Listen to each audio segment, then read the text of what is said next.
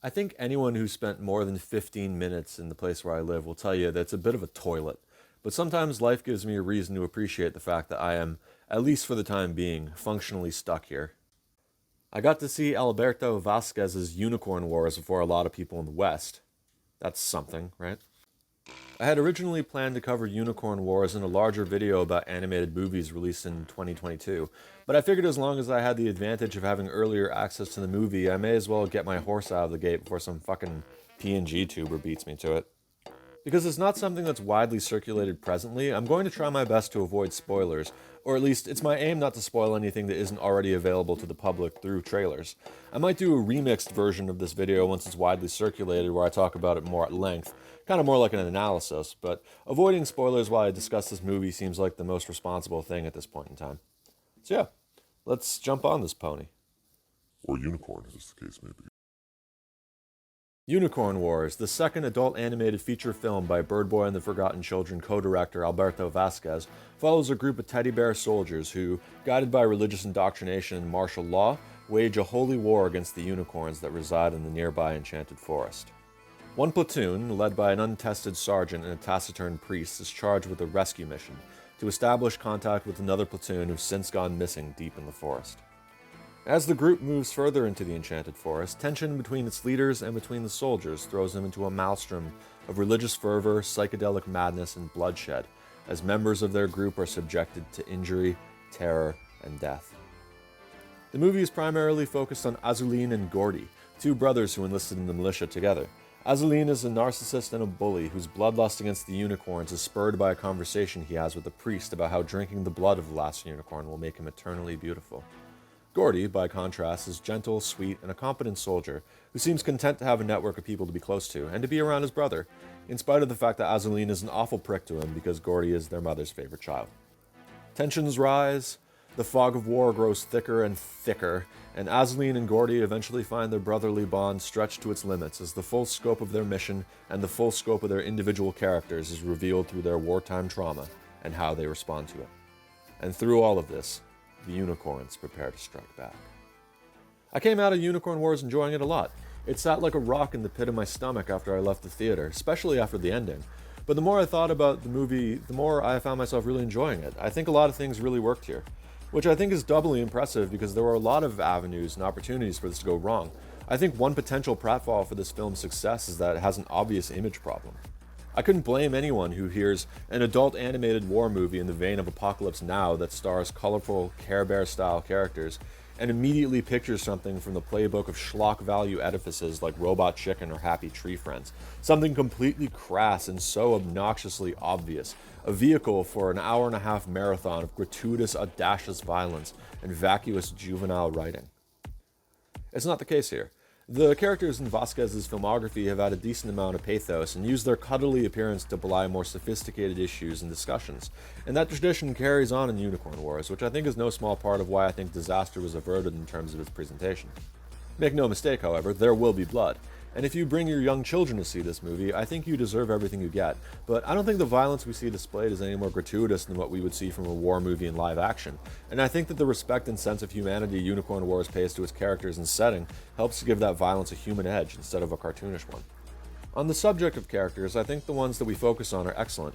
Vasquez's characters have had a decent amount of pathos, generally speaking, but where Bird Boy was not shy about shifting between a variety of different perspectives, Unicorn Wars' story focuses on fewer characters, which I think affords those few more moments of characterization, more opportunities for depth. I think there's a lot to say about Azuline in particular. He's probably the most complex character we've seen from Vasquez so far, and I think he would be an interesting subject in his own right for a video that discusses his psychology.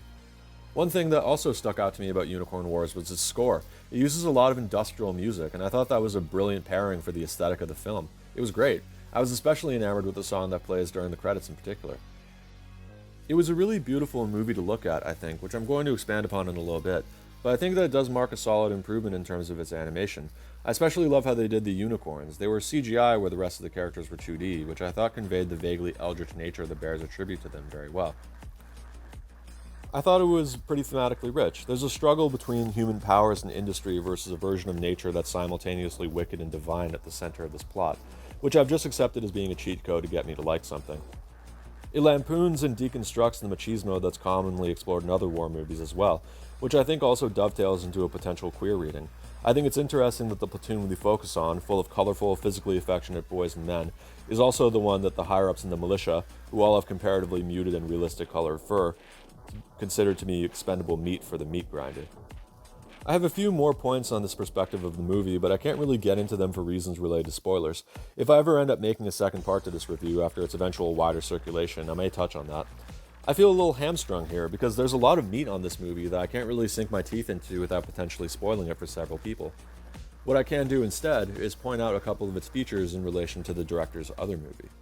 So, in case I buried the lead a little bit too hard here, the director of this movie is also known for co-directing Bird Boy and the Forgotten Children, a movie released in 2015 that, like Unicorn Wars, explores themes of heavy military presence, religious indoctrination, and unstable families by using cute animal characters. There's not a lot of discussion about it on here, so I'd forgive you if you haven't heard of it, but to give you the TLDR version, I enjoyed it, and I would recommend checking it out if you like your animation a little bit darker. Since it's Vasquez's only other feature, I figure I should dedicate a sidebar to how I feel about Unicorn Wars in relation to Bird Boy and the Forgotten Children. It has the added advantage of making discussing Unicorn Wars a little bit easier with something to directly compare it to. I'll also be abbreviating Bird Boy and the Forgotten Children as simply Bird Boy going forward, as we're only granted so many syllables in our lifetime. I saw Bird Boy a month or so after I finished Unicorn Wars, and I think there were a couple of ley lines in Vasquez's personal style that connects them, but they were quite different in terms of scope and execution. For starters, Unicorn Wars has far more comedic moments. I wouldn't describe it as a wholesale comedy necessarily, it never overstays its welcome over the drama and the warfare, but there were several moments, either by mirth or by discomfort, where I found myself laughing, which is more than what I can say about its predecessor. Bird Boy also utilizes a lot of negative space in some scenes to convey larger points about trauma and isolation, and it drives home that the setting is simultaneously sterile from a nuclear blast and filthy from a constantly encroaching flow of garbage by using a relatively subdued color palette throughout. A solid play. Unicorn Wars doesn't really do either. A lot of scenes that aren't flashbacks or dreams are incredibly vibrant and very maximalist, especially after they enter the Enchanted Forest.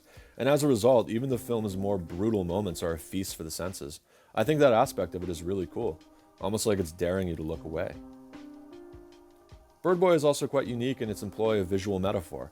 A servile brother who can do no wrong in his parents' eyes is portrayed as an overbearing, slavering dog.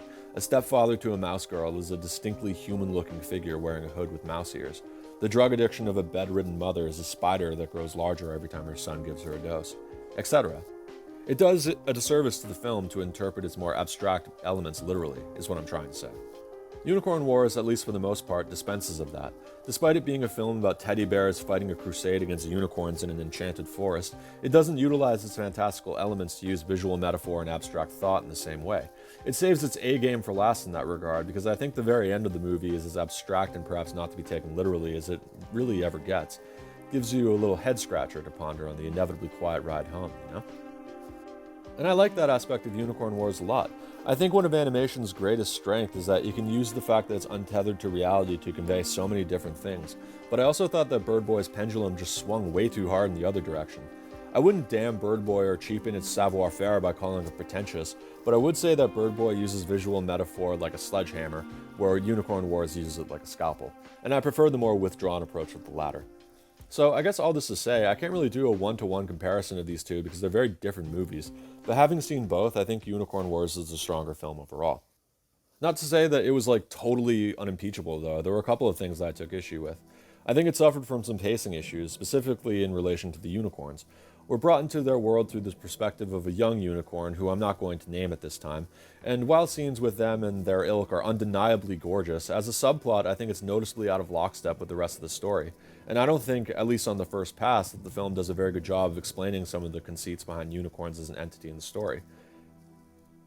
And I guess one could make an argument that's a solid reason to rewatch the film, I suppose, but it's kind of frustrating when that's not really an option, and it makes me think about the umbrage I expressed earlier about issues relating to putting the cart of visual symbolism ahead of the horse that's moving the story forward. I also think the fact that some of the questions I had about the unicorns are never really answered makes some aspects of the ending confusing and kind of hard to broach. I don't need everything spoon-fed to me, and I acknowledge that withholding the answers to certain questions is sure to cause speculation and discussion, but I don't know, it made part of the ending feel a little cheap, ring a little more hollow, which is a shame because I think it's quite strong otherwise. So yeah, I don't really have a lot of complaints, but as the teddy bears in this movie might say, I think that most of the problems I have go back to the unicorns. Anyway, I feel like at this point I'm at risk of talking in circles, so I'm going to draw things to a close here, at least for now. Unicorn Wars was an impressive movie, worthy of Vasquez's established pedigree. For my part, I think the dude's 2 for 2 at this point, and I'm really excited to see what he does next, although I hope I don't have to wait 7 more years for it. I only got to see this movie once during its initial festival run, so I'll likely have more to say when I can discuss more about the plot, and I can study it unmoored by such concerns as buying tickets and being escorted out of a theater by police for demanding a third and fourth screening. I also think that giving things numbered scores is a bit reductive, but if I had to put it between 1 and 10, I'd probably give it an 8 for whatever that might mean to you. Adult animation is really important to me, and I like the idea of more sophisticated stories being told with it. If you feel the same and you want to put your money where your mouth is, I understand the plan is for G-Kids, the same company who distributed the English dub for Bird Boy, to distribute the film to English-speaking audiences in 2023. When that happens, I would highly recommend you see Unicorn Wars in theaters when it becomes available to you.